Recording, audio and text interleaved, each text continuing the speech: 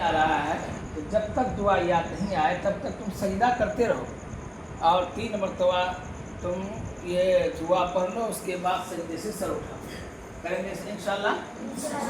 सही से पढ़ो बेटा, नमाज सही से पढ़ो। तुम लोग पढ़ने के लिए आए हो और गप्पा टप्पा नमाज पढ़ते हो, उठक बैठक खाली करते हो, सही से नमाज नहीं पढ़ते हो, ये अच्छी बात नहीं है।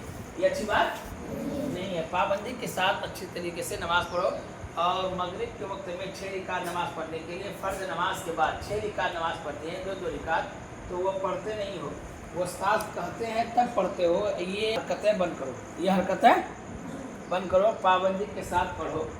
और जोहर के वक्त में जो ही खाना खा करके आते हो फ़ौरन सही सुन्नत पढ़ा करो और सुन्नत पढ़ करके तब फ़र्ज की नमाज पढ़ा करो।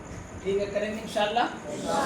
और जो भी बच्चा सफाई करता है तो उसके पूरे दिन की ड्यूटी हुआ करती है, एक दिन की नहीं, एक टाइम की नहीं, बल्कि पूरे दिन की ड्यूटी हुआ करती है कि वो पूरे दिन तमाम बच्चे जो सफाई की जिम्मेदारी लिए हुए हैं और जिसकी बारी